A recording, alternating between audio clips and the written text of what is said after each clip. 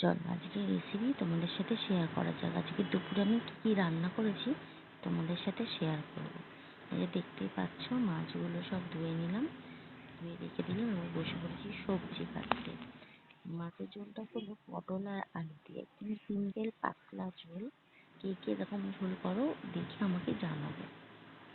দেখো সব সবজিগুলো একে একে কেটে নিলাম।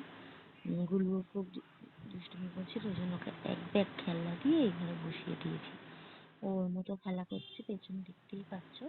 আর আমি আমার মতো সবজিগুলো, এই যে পটল কাটছি, পটলগুলো এক এক করে কেটে নিলাম। যা যা সবজি সব কেটে নিয়ে আমি সব কেটে নিয়ে একেবারে চলে যাব গ্যাসের সামনে, গিয়ে রান্না করা শুরু করব। তো তোমরা এই গরমে কেমন আছো, কি করছো, বা কে কি রান্না করছো সবাই আমাকে শেয়ার করো। আমি আমি কি রান্না করছি তোমাদের সাথে শেয়ার করব। আর কেমন আছো অবশ্যই জানাতে ভুলবে না। তোমাদের বাড়ি কি রান্না হচ্ছে সেটাও জানিও। তো আমি 2-3 দিন ছিলাম না, চলে গেছিলাম ননদের বাড়িতে।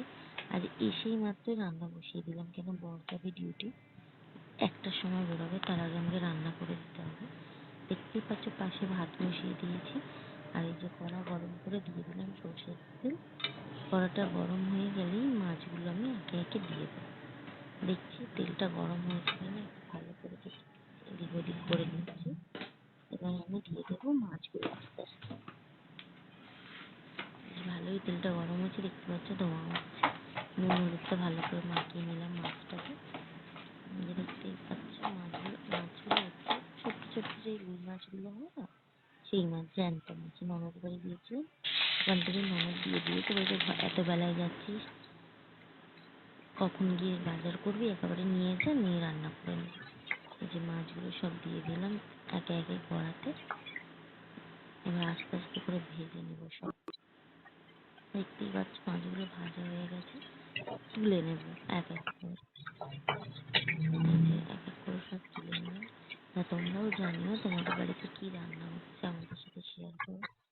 একে অপরের পাশে থাকলেই তবেই না আমরা এগিয়ে যেতে পারবো, নাহলে কিভাবে এগোতে পারবো। সব মাছগুলো তুলে নিলাম এক এক করে। আমি একটু মাছগুলো হালকাই ভেজেছি, বেশি কড়া করিনি, কারণ বেশি কড়া করলে আমার খেতে ভালো লাগে না।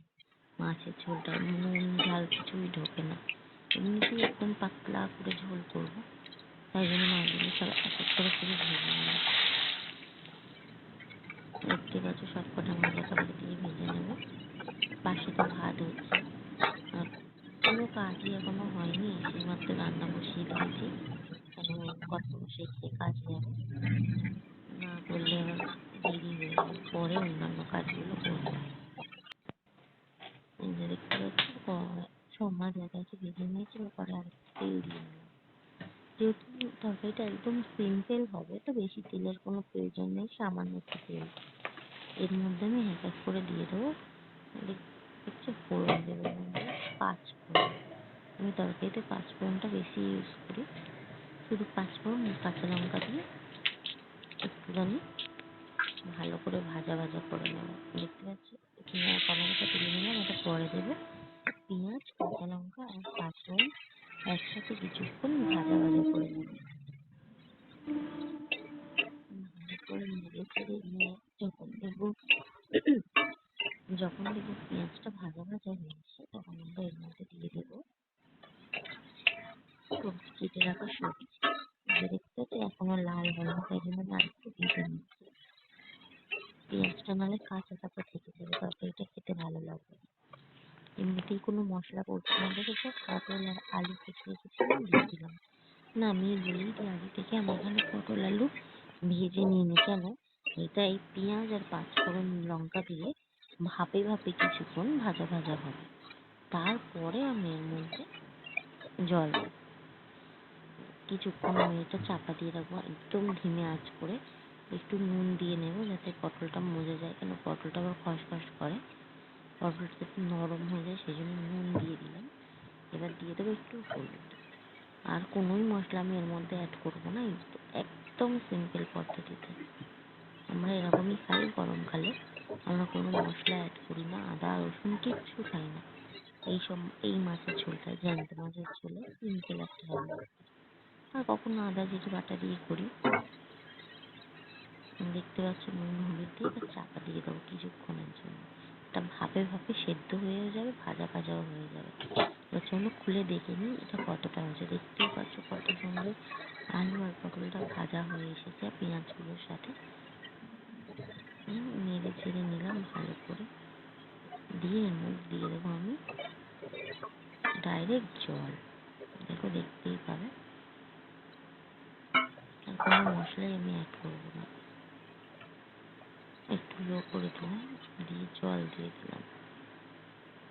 বেশি জল দেবো না, জলটা একদম কমে আসবে, কেন শুধু দুপুরবেলার জন্যই এই তরকারিটা হবে। দেখতে পাচ্ছ পরিমল ভেসে উঠেছে, আর কিচ্ছু নেই, শুধু কাঁচা লঙ্কার ঝোল, কোনো মশলা অ্যাড করবো না। যে এখানে আমি একটু তোমাদের সাথে কথা বলে নিচ্ছি।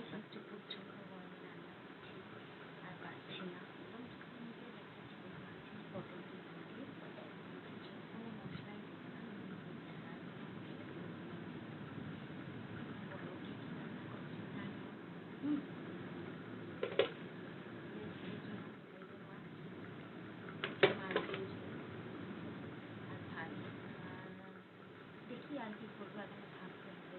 যা গরম লাগছে, ইচ্ছেও করছে না। গিয়েছিলাম এক জায়গায়, ওখান থেকে এসেই রান্না বসিয়ে দিল। ভালো থেকো। এই যে চলো আমাদের ততক্ষণ এই মাছের ঝোলটাও রেডি হয়েছে, আলুটা সেদ্ধ হয়েছে কিনা একটু দেখে নেব। দেখেই বুঝতে পারছি একদম সিম্পল রান্না, কোনো মশলাই এর মধ্যে দিলাম না, আর গুঁড়ো লঙ্কা তো অ্যাড করিই নি। একদম কাঁচা লঙ্কা দিয়ে তরকারিটা, বেশিরভাগই আমরা কাঁচা লঙ্কার তরকারি খাই। কম তরকারিতে সামান্য একটু গুঁড়ো লঙ্কা আমরা অ্যাড করি। একে একে মাছের পিসগুলো এর মধ্যে দিয়ে দিই। তো আমরা 5 জন মানুষ, তো 5 পিস মাছ আমি দিয়ে দিলাম। মাথাগুলো এদিকে রেখে দিলাম পরের রেসিপিটা করার জন্য। আর মাছগুলো ভালো করে সেদ্ধ করে নেবো, মানে একটু ওর মধ্যে ফুটিয়ে নেবো, যাতে মাছের স্বাদটা ঝোলের মধ্যে চলে যায়। জ্যান্ত মাছ তো টেস্টটা ভালোই হয়। নামিয়ে নামিয়ে নিয়েছি। এবার কড়াই আবার পরিষ্কার করে ওর মধ্যে দিয়ে দেবো তেল। তেলটা একটু গরম করবো, ততক্ষণ আমি মশলাটা বেটে নিয়েছি। মশলার মধ্যে আমি দিয়েছি বলে রাখি, সামান্য পেঁয়াজ, সামান্য রসুন, আদা, টমেটো, কাঁচা লঙ্কা দিয়ে পেস্টটা বানিয়ে রেখেছি। কেন আমার খুবই তাড়াতাড়ি রান্নাটা করতে হবে, তাই আমি পেস্টটা আগে থেকে করে নিই। এখনই প্রায় বেজে গেছে তোমার 12টা, 12:30টার মতো। তো আমাকে তো 1টার ভেতরে রান্না কমপ্লিট করে ওকে খেতে দিতে হবে, স্নান করতে হবে। তো মশলাটা ভালো করে কষিয়ে নেবো, কোনো ফোড়ন দিইনি এর মধ্যে, শুধু টমেটো, কাঁচা লঙ্কা, পেঁয়াজ, আদা, রসুন, আর এদিকে দিয়ে দিচ্ছি নুন, তার সাথে তো হলুদ যাবে, দেখতে পাচ্ছ নুন হলুদ দিয়ে দিলাম।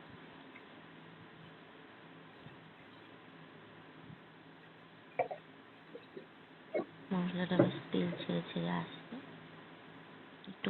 একটু বেশি করেই কষাতে হবে। সামান্য একটু গুঁড়ো লঙ্কা দিয়ে দিলাম। আগেই বলেছি গুঁড়ো লঙ্কা আমাদের ঘরে খুব একটা ব্যবহার হয় না, তাই এর জন্য আলাদাভাবে কিছু করা নেই। যখন মনে হয় তখন একটু সামান্য কালারের জন্য দেওয়া হয়। এটা যেহেতু ঝাল হচ্ছে, তো একটু গুঁড়ো লঙ্কা না দিলে বাট কালারটাও আসবে না, টেস্টটাও হবে না। তো এটা দিয়ে ভালো করে আবার একটু কষিয়ে নিলাম। একটু তেল ছেড়ে আসলেই আমরা এর মধ্যে দিয়ে দেবো জল। মশলাটা কষা কষা হোক, নাহলে আদা রসুনের গন্ধ বেরোবে। তার সাথে আবার কাঁচা পেঁয়াজ আছে, সেটা একটু ভাজতে টাইম লাগে। তো চলো আমাদের মশলা কষা হয়ে গেছে, এবার দিয়ে দেবো ওই যে মিক্সারের মধ্যে বাটির মধ্যে যে মশলাটা লেগেছিল, তার মধ্যে একটু জল দিয়ে মশলাটাকে নিয়ে নিলাম। বেশ অনেকটাই মশলা লেগে থাকে, ওটা তোমরা এমনভাবেই জল দিয়ে তোমরা নিয়ে নিতে পারো। অনেকে আবার ফেলে দেয়, আমি দিই না। অনেকটা মশলাই যেহেতু থাকে, আমি একটু জল দিয়ে কষানোর সময় নিয়ে নিই। আর এর মধ্যে সামান্য একটু জল অ্যাড করলে, এই যে জলটা অ্যাড করলাম এটা পুরোটাই শুকিয়ে নেবো মাছের মাথাটা দিয়ে, তাহলে গ্রেভিটা হয়ে যাবে। এর মধ্যে ঝোলের আমাদের কোনো প্রয়োজন নেই, যেহেতু আমি মাছের ঝোল করেইছি সিম্পল। আর এটা মাছের মাথা দিয়ে ঝালটা হবে। দেখতেই পাচ্ছ এমন কোনো কালার আসেনি, কেন আমি খুব একটা মশলা অ্যাড করিনি এর মধ্যে। গুঁড়ো লঙ্কা, কাঁচা লঙ্কাটাই বেশি। এই যে মাথাগুলো দিয়ে দিলাম, এক এক করে 4টে মাথা আমরা দিয়ে দিলাম। এটা হচ্ছে রুই মাছেরই ছোট রুই মাছের মাথা, খুব একটা বড় না, সাইজে ছোটই, কিন্তু এই মাথাগুলো খেতে বেশ ভালো লাগে। এবার আমরা নামিয়ে নেব। গ্যাসটা অফ করে দিলাম, মাছের মতো ঝালটা নামিয়ে নেব। কার কার এমন রান্না ভালো লাগে প্লিজ কমেন্ট করে জানিও। আর তোমরা কে কেমন ভাবে রান্না করো আমাকে জানিও, আমি করার চেষ্টা করবো। শেখার তো কোনো বয়স নেই, তুমি আমাকে বলবে, আমরা শিখে নেবো কেমন ভাবে আরো করলে জিনিসটা খেতে ভালো হবে। অবশ্যই এখন আমার কাছে টাইম নেই বলে আমি এরকম শর্টকাট পদ্ধতি ইউজ করলাম। সবকিছু একসাথে বেটে নিলাম। এবার চলো আমরা আরেকটা রান্না করে নেবো। এবার আমি করবো আমার মেয়ের জন্য একটা সিম্পল রান্না, চিংড়ি মাছ দিয়ে কালো জিরে ফোড়ন দিয়ে ঝোল। দেখতে পাচ্ছ একটু সামান্য কালো জিরে নিয়ে নিলাম। কালো জিরেটা বেশ ভালো করেই গরম তেল হয়ে গেছে, তেলটার মধ্যে কালো জিরে বেশ ফোড়নটা দিয়ে নিলাম। আমি এর মধ্যে কাঁচা লঙ্কা দেবো না, কাঁচা লঙ্কা দিলে বেশ ভালো লাগে, কিন্তু আমার মেয়ে কাঁচা লঙ্কা খাবে না, বুঝছো তো, ও ঝাল খায় না। ওই জন্য চিংড়ি মাছগুলো দিয়ে নিলাম। আর কালো জিরাটা ফোড়ন দিয়ে একেবারে দিয়ে দিলাম, কারণ আবার মাছটা ভেজে নামিয়ে রেখে তাহলে ফোড়ন দিয়ে ঝোলটা করতে হবে না, একভাবেই ঝোলটা হয়ে যাবে। আলাদাভাবে নামিয়ে রেখে ঝোলটা তৈরি করতে হবে না, একই তেলের মধ্যে আমার এই রান্নাটা হয়ে যাবে। চলো আমরা দেখে নিই, মাছটা ভাজা ভাজা একটু করে নিই, মাছটা কাঁচা রয়ে যাবে। যেহেতু একটা আমার মেয়ের রান্না, সেই রান্নাটা একটু স্পেশাল ভাবে মাছটা ভালোভাবে ভেজে নিলাম, নিয়ে এর মধ্যে দিয়ে দিলাম জল, দিয়ে আমি বেশ খানিকক্ষণ ফুটিয়ে নেব, কেন যত ঝোলটা ফুটবে তত টেস্ট হবে। এর মধ্যে বলে রাখি, এর মধ্যে সামান্য নুন আর হলুদ আমি অ্যাড করেছি, যেহেতু মাছটার মধ্যে নুন মাখানো ছিল, নুন হলুদ। আর আমি তো আলাদাভাবে মাছটা ঝোল করি, আমি একেবারেই করে নিয়েছি, এই জন্য সামান্য একটু অ্যাড করেছি। এবার ঝোলটা ফুটে গেলেই আমি নামিয়ে নেব।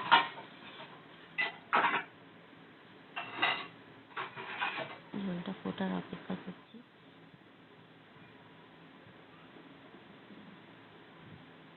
দেখতেই পাচ্ছ রান্নাঘরে একদম সব ছড়িয়ে ছিটিয়ে আছে, 3 দিন বাড়িতে ছিলাম না, তো এগুলো তো সব গোছাতে হবে।